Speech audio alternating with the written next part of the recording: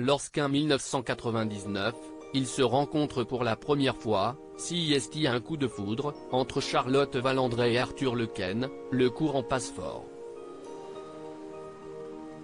Tout va très vite, d'ailleurs, puisque l'actrice épouse son prince charmant la même année, avant d'accueillir leur petite Tara en 2000. Une belle histoire qui va se gâter les années suivantes, puisque tous les deux prennent la décision de se séparer en 2002 avant un divorce en 2003. Et les ennuis ne s'arrêtent pas là pour la comédienne, séropositive depuis ses 18 ans, elle sent que son cœur devient de plus en plus faible, fatiguée de la trithérapie.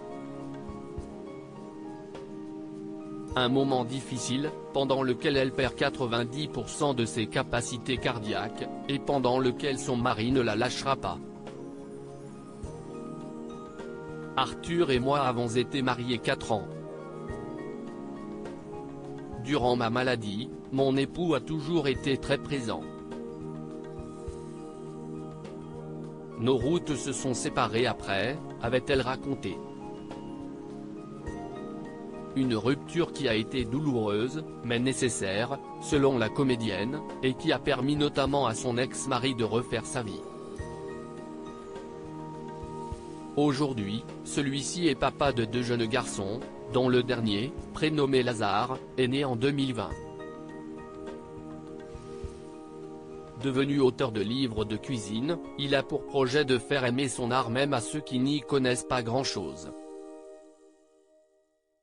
Mais surtout, Arthur Lequesne doit désormais s'occuper seul de sa fille, très jeune, à seulement 21 ans, pour affronter un tel deuil.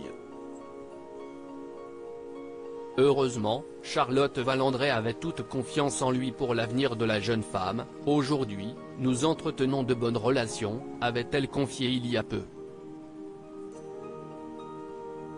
Il habite à 50 mètres de chez moi et s'occupe formidablement de Tara.